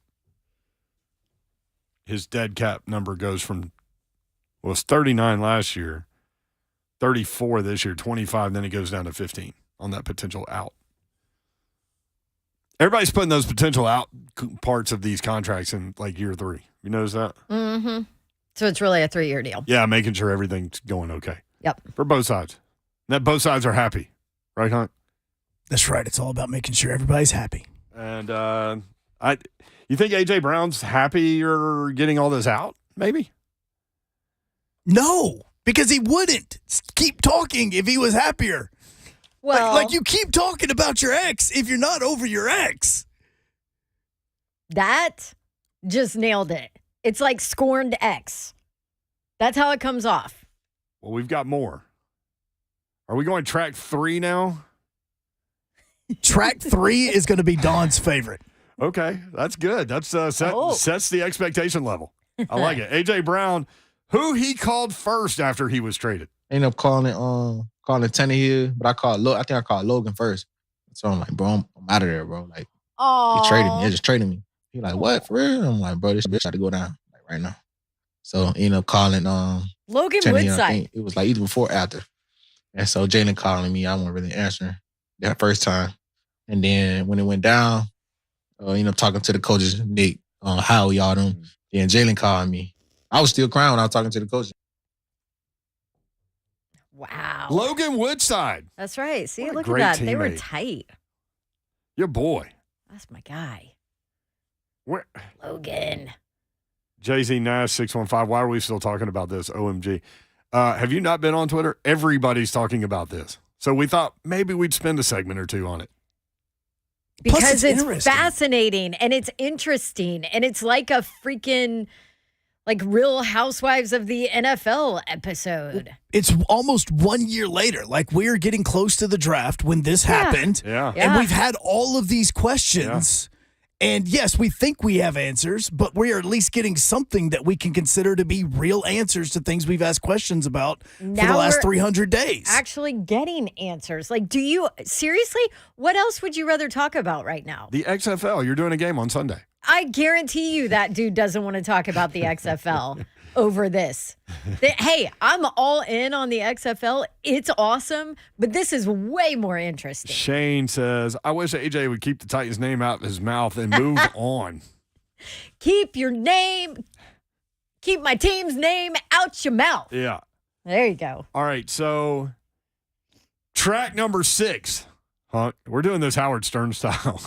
Track number 6, Hunk. Love it. Robin. This one. A.J. Brown, for a while, he says he was mad at Vrabes. When the trade went down, I talked to Vrab. I was trying to explain to him, you know what I'm saying, why I went cold. He was like, we got to talk about it later. He got to worry about the draft. Yeah. Right, I understand that. For a while, bro, I was mad at Vrab, bro. I was like pissed at Vrab, bro. Wasn't supposed to let that happen type no, shit. you know what I'm saying? Like, you know too much about my life. Oh, you know yeah. what I'm saying? Like, you helped me get through the dark times. And it's just like, we all talked about it. Like, you want to help me feed my family, take care of my family. Right. You knew that, and you know what I was working for. So I'm like, why you let it happen? But it took me some time to like really understand. Right. And it took me some time to mature that he did what he wanted me to do. Like, he helped me do what I wanted to do. It would take care of my family. Regardless if it was in Tennessee, it happened in Philadelphia. Right. And so it took me some time to like grow up, learn like this is a business. Because I'm not saying I was untouchable, not even thinking I was untouchable because nobody's untouchable, but just like I gave him a whole amount of I want to take a little 3-year deal, come back and take a 2-year deal, call it a day. I'm that transparent with Ray. Right. You know what I'm saying? I'm like, listen, I don't even got to be wide receiver 1 when I come back up. Yeah. Like, I transition to 2, like because I'm on my way out at that point. So I'm that transparent with him. You know what I'm saying? Like, we got so close. Like, he knew about my family. I go over his man house, my daughter. You know what I'm saying? I'm close with his family, his son and everything. So I'm like, so I was upset at him. I was a little upset at him. Man, you know where Good Lord, he wanted to be here. That's where I am now. Like he really wanted to be here. AJ wanted to be here. See? And he let the money and his agent sway him. And he even said earlier, he said, look, I've never been in this before. What do I do? And his agent's like, stop talking to the Titans. Well, so, right. And a lot of guys No, J-Rob screwed this up, too. Yes. A lot of guys just let their agent just deal with everything, and then they just go wherever they end up, right? And, of course, the agent is incentivized to go after the most money because he gets the 3% of that or whatever he gets. So, of course, because the agent's not getting paid off the incentives. He's getting paid off the 16. Correct. So he's getting paid off the 16 or the 25. I'm like, you're going to Philly. Yeah. So, man, he wanted to be here. I'm with you on that one now. Mm-hmm. By And now the way, he don't want to let it go. Scoop brought up a good point. He said, if people go watch Darren Bates' pod, he told us this was going to happen before and after the Eagles game. That's another interesting element to that podcast with Darren Bates and AJ Brown. AJ said he told the Eagles everything that the Titans do, and they never change. Yep. All of their calls, all of their checks. Mm-hmm. And they won. And they changed nothing. Changed nothing. What did they win? 35-10? 35-10. Yeah. Jeez, Todd. This is kind of real. Come on, Todd. Here. You know you have a player on the other side and you don't change crap? Come on, man.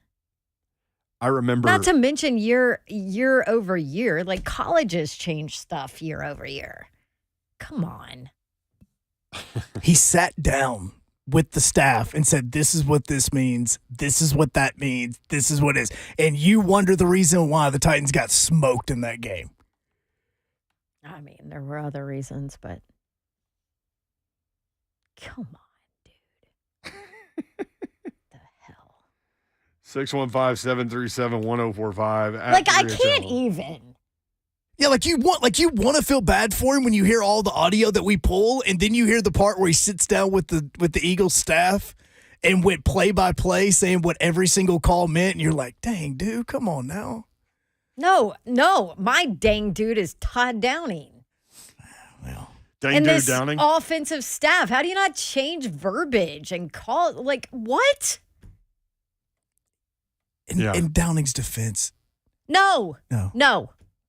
She's not going to let you do that. No. I couldn't come up with anything to say anyway. I was wondering if you were going to. I didn't have a defense. I was hoping actually going somebody. to let you go ahead and go because I'm like, what in the world can he pull here? No, the moment you said it, I was like, oh, thank God she interrupted me. Oh, thank you. This reminds me, Tennessee fans like that have been Tennessee fans long enough to remember this. Tennessee was playing Florida in 91, I think. They had fired a guy named Jack Sells, who then went to Kinko's on the Strip and faxed the playbook to Florida to Ron Zook, his buddy. And Tennessee was playing Florida. I have friends that were on that team that said, man, they were at the line of scrimmage and they would check, and Florida would tell all the players on the defense would know exactly what was coming. That's crazy. Every single play. What was the final score of that game? They got hammered. I don't remember. Did it from Kinko's on the Strip. Yeah. No, people are like coming at me saying, why wouldn't AJ help his team? That's not what I'm talking about. I'm talking about Todd Downing and them not changing anything. Yeah, Look, shoot, I don't blame AJ. I'd do the same. Well, in baseball, especially a high-level guy like that, Yeah. that knows everything and can really affect it. Right. like in baseball, whenever you trade somebody at the trade deadline and you play them again, you change everything. That like going into the series against the old player. Because you know this is going to happen. See, baseball is a funny thing because everybody likes to get wrapped up, and maybe it's because I'm an Astro fan. I come at it from this angle, but I've always been this way. If you talk to baseball players, they will tell you, maybe not as freely now with everything that went on, but catchers have, and you know this, Hunk, because you were a catcher, right? Yes. Catchers have different signs when somebody reaches second base. Yeah. Because they're always trying to steal the signs. Yes. Yeah, you'll see them go out to the mound. They'll have a different indicator. So if they put 3 fingers down, it means go with the third sign I'm calling or something like that. Yeah. So that it mixes everything up. So I was talking to somebody about this way before now the Astros got really comical with it, with banging trash cans and stuff. I think that's really funny. Oh my but gosh. Yeah, because you're an Astros fan. It's very, very Everybody else thinks it's well, it is funny though. Like of all the things that all the ways you can do it. It's very creative. Yeah. Very creative. I forgot where I was going now. Side stealing, changing things up. Oh, yeah. Something Todd Downing So somebody done. told me one time, he's like, just tell me when the changeup's coming. If I know that, I know when the fastball's coming. I mean, you see in the NFL, they'll sign a practice squad player from another team. The Bengals just did it. Yeah, exactly. The Bengals literally did it right before the AFC Championship game. To play the Chiefs. The guy wouldn't even have been eligible for the AFC Championship or the Super Bowl, but they signed the guy. Tennessee baseball up 3-0 on Alabama A&M in the 5th inning. 5 o'clock hour coming up. It's a short one. We've got Vol Network coverage of Tennessee and Texas A&M beginning at 5:30. So we've got one more segment. We'll go long with it. Coming up next, 3HL 104.5 The Zone.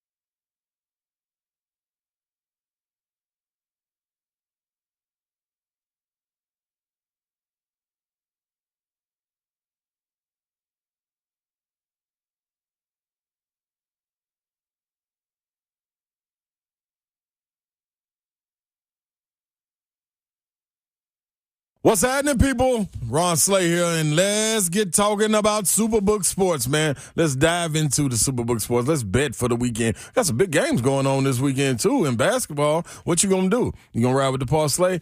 We shall see. Why wouldn't you want the best company in the business to be one who handles the bets? That's the question. Superbook Sports is the most trusted name in Las Vegas, and it's live right here in Tennessee. For all your sports wagering needs, Superbook has a turn and a team dedicated odds makers behind the counter in Las Vegas setting. Now, I'm going to be honest. I've been out there and I saw them. I went to the Superbook headquarters and I saw the guys back there. Man, they are working tirelessly. It is at least 12 people, I think. I think one person was gone, so I think it's a total of 13. But, man, computers up and they get into it the whole time. You need to get in on this.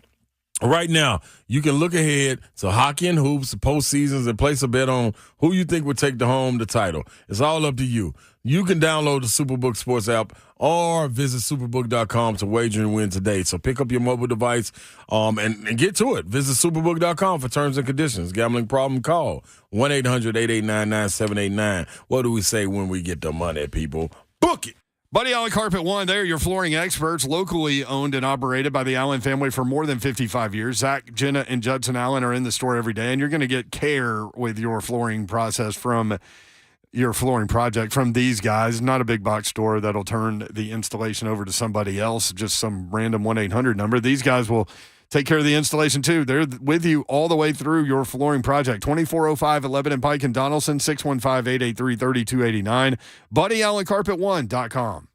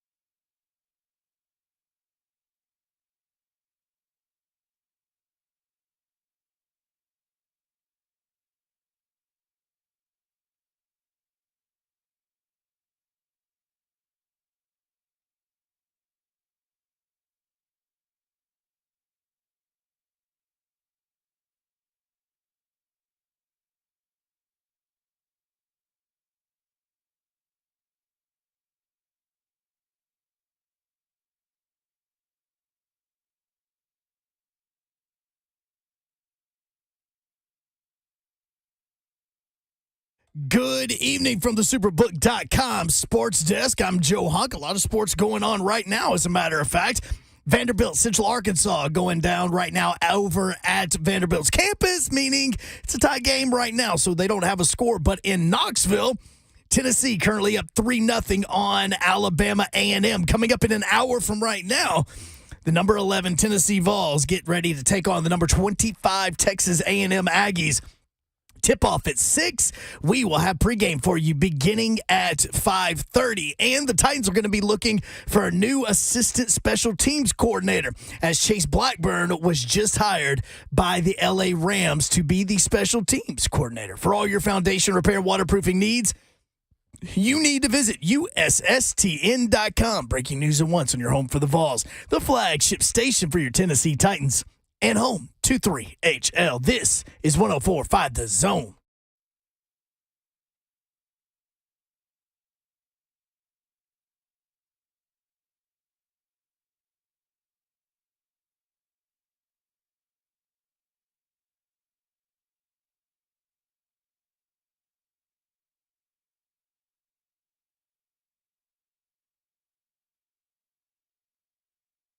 3HL 104.5 The Zone. Brent Doherty with you on a Tuesday afternoon in the Music City. There she is. She is Dawn Davenport. Hi!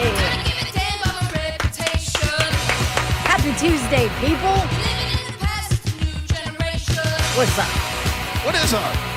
What's up, Mayor? There he is, Mayor. Yeah. He's in the exactly. building. Oh, there you go. There you go, Mayor. Just stone silence. You want to my move intro. into You want to move into not giving a damn about your reputation? 615-737-1045. Tennessee basketball needs to give a damn. They play tonight. They need a win. Yep. Vol Network coverage of Tennessee at Texas A&M begins at 5:30. Tip-off at 6 o'clock. A lot going on. Vancouver at Nashville tonight. Preds have lost 3 out of 4. Need to get a win over at the Stone. And Ron Slay checking in from Fayetteville, Arkansas earlier. He's been in the chat. And he is on the call for Georgia at Arkansas, 8 o'clock on the SEC network. Did you watch the XFL over the weekend? I did. Well, I actually didn't watch it in real time, but I recorded all of the games and have started to go back and watch them. So I am actually I'm filling in on one of the crews for an XFL game on Sunday. Orlando or San Antonio at Orlando. It's Sunday at, I believe it's 3 or 4 o'clock on ESPN. So I dove in for like different rules to kind of go through that. I watched some of the broadcasts from last weekend. Can I just say this? Say whatever you want, Babs. It's really interesting. If you did not watch it, you should give it a go. You should give it a chance. So it's the owners of this XFL, I don't know if you remember, it was halted during the COVID year, but in 2020, it's similar to the 2020 product, which was actually a pretty good product. Similar to that, but The Rock and Danny Garcia, who is, I believe that's his ex-wife, but they still run businesses together. Isn't that right? I'm on top of that, Rose. Yes, I'm pretty sure, which is crazy to me, but that's a different story. So anyway, Danny Garcia and The Rock own it. They bought it. I think they bought it for like $15 million.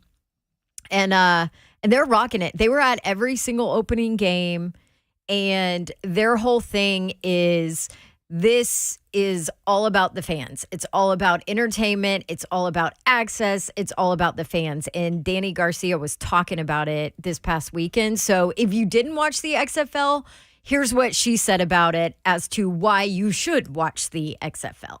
First time I saw the 2.0 version, I was like, yes, there it is. Look at all those athletes. Look at every play matters. Look at what we could do if we owned it. And then we owned it. And, we have been driven our entire careers by audience first. When you're in a wrestling ring, you have a 4-square circle, and you have to make that person happy or we don't eat. And, we started out broke. And we had been in those seats, knowing how important it is to be entertained. So everything we learned and everything we believe in is about servicing the audience and servicing the fans. And when it comes to athletes, they are now part of that circle. So for us to have that trust from San Antonio, to have the trust from our media partners, to have the trust and faith of all the football universe to say, oh, you guys are doing something really special, it's an iconic moment. It's one of the greatest, I would say the greatest professional moment I have experienced in my life.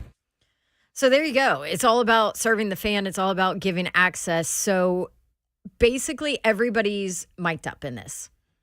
Officials, like starting linebacker. It really is done well. Like all of the things they are doing are done well. The biggest thing for me, and maybe it's because I'm dumb, can't get past my own stuff.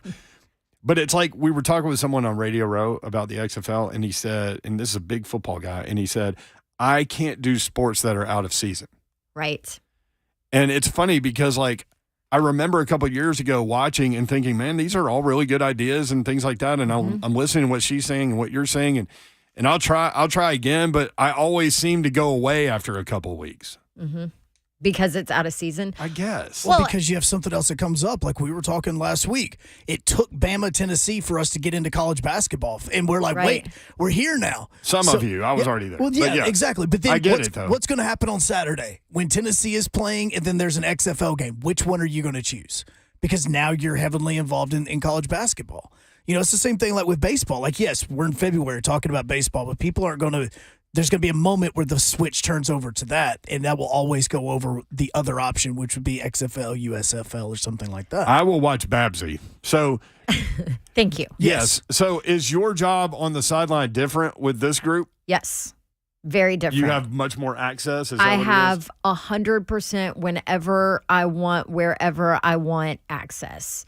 So, I have the only thing I have to go through, you know, like a media person first, is in-game coach conversation. But I still get to do it. So, like San Antonio's head coach is Hines Ward. That's the game on Sunday. So, you know, let's say they go for it on a 4th and 15. Like, oh, okay. Well, immediately I can sit there and put a mic in coach's face and say, why'd you make that decision? Or, you know, do you regret it? Do you wish you would have, you know what I mean? So it gives kind of your immediate access. Like right after a touchdown, we can go talk to the player. And now some people love this. Some people are like, okay, can we let it breathe a little bit? I love it. No, I like that. Like I said, I like every part about it. Just for some reason, I just didn't lock in. Right. I wonder if I will this year. We'll see. Maybe I will because you're involved. I don't know. I think that ESPN is really pushing it too, because it's giving, it's kind of giving an inside look into what college football could look like if we have more access on the sidelines and as a crew and all of that. You know, I mean, can you imagine if the officials are mic'd up for replay reviews in college football?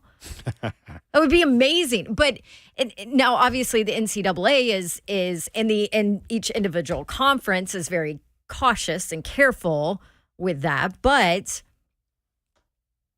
you know, I think it will show maybe that letting fans in, let them get a little closer.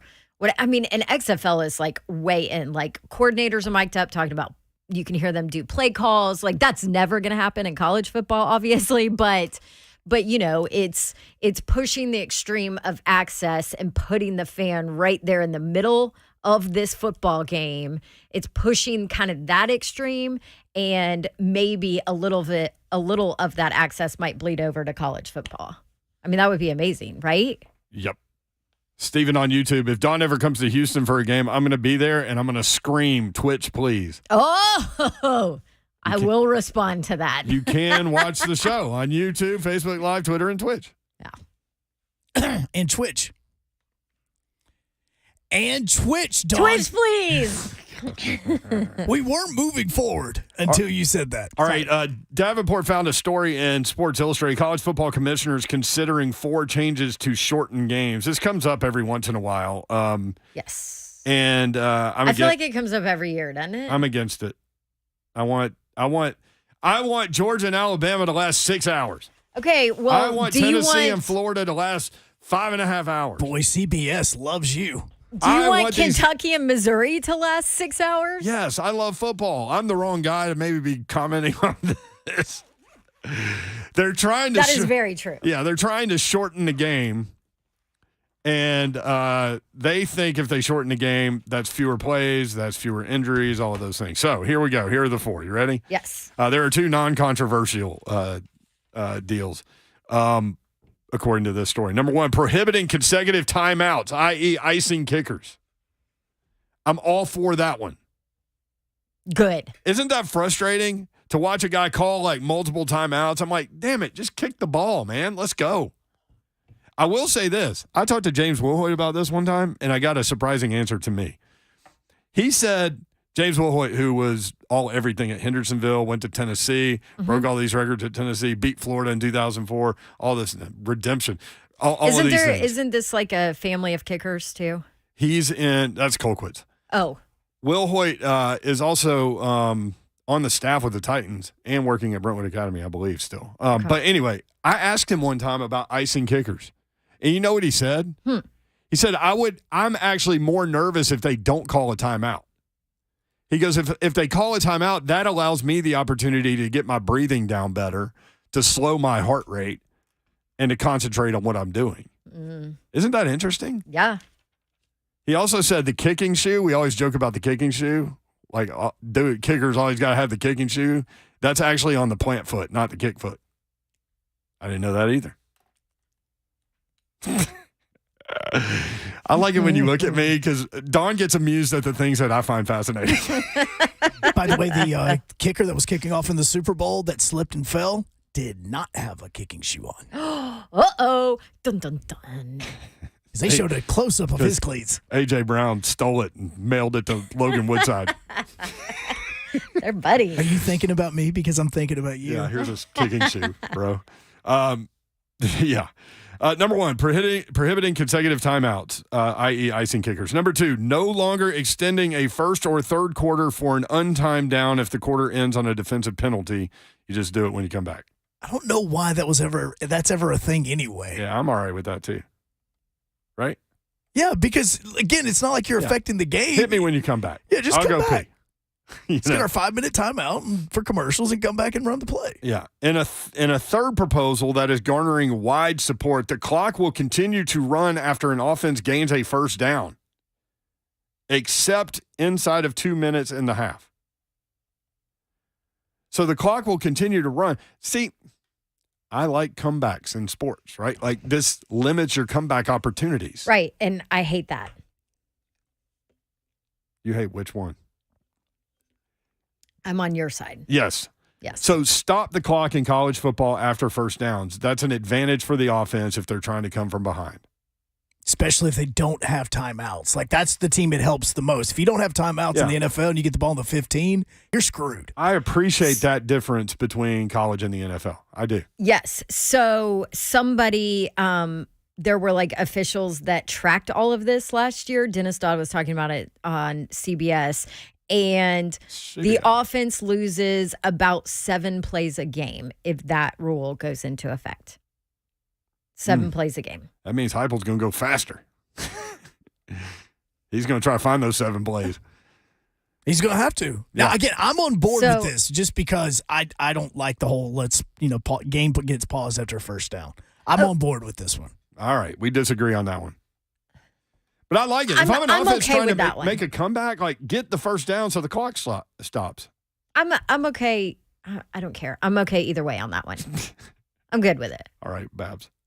In a more controversial fourth proposal, the clock will continue to run after an incomplete pass once the ball is spotted for play. I don't like that. They're going to do all these things, man. I don't even know why we're I don't know. about This one came up last year. They said absolutely not. Okay, so this one, the incomplete pass rule, would remove about 18 to 20 plays from a game. I am 100,000,000% against this one. And the reason is think about it. You have a team like, say, the Vols that go deep. Well, if it's an incomplete pass, then all the players have to run back. The clock's still running, and you still have to throw in another football while somebody grabs the one that was overthrown. So there's too much going on for that one. That one, no.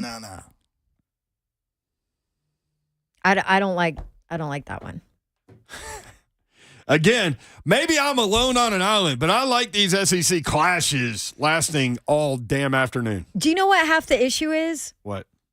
Officials, referees, making it about themselves and taking forever to make a decision on something that is very clearly shown in a video or something. So and our replays are instant replays that go on and on and on. Like, let's go. Watch it again, make a decision, move on. The fact that we drag some of these instant replays out forever is dumb. I mean, we just watched an 8-minute instant replay on a Tennessee Alabama A&M baseball game. Shorten them up. Come on. You got at least 5 sets of eyes on these things. Do you really have to take that long? On each monitor. You should have multiple monitors. You should have people paying attention to it so that at the very moment, boom. The other thing, if they want to take this out, is not reviewing every single play. Like in the NFL, you only have a few plays that are reviewable. Turnovers, scoring plays, and then whatever the plays are that can be reviewed by the coaches throwing challenges. In college, it's oh, hold up, we're going to review this play. This play's under review. And there's 15 of them. Mayor's make them 6-hour-long games. Yeah. That's great. There's got to be people that agree. You know why? Because then you can go to kids baseball and all that and still come home and catch the end of games. That Tennessee-Georgia game, the Dobbs nail boot game, that one's a long one, man. And it's funny because that game popped up when we were having this discussion about college football games lasting too long. Yeah. And then right then it was ooh. But what's funny is we watched that game on DVR and we watched it outside. And so we're all screaming when we see the Hail Mary get completed, but it really had happened an hour and a half earlier. So everybody in the neighborhood was like, what the hell? Yeah. So the incomplete pass, the clock will start after they spot the ball. Spot the ball, yes. It just makes coming from behind hard. And that's what I told sports you is. that would limit 18 to 20 plays in a game. If you're old enough, you know Alcoa can't wait. Fantastic finishes. That's part of why we watch sports, especially if you don't have a dog in the hunt. You want the drama and the excitement. You don't want the clock just running out like an hourglass. You can't do anything about it. You can't make those sand crystals stop. Why are you laughing at me, Hunk? Because all I'm thinking of is the soap opera.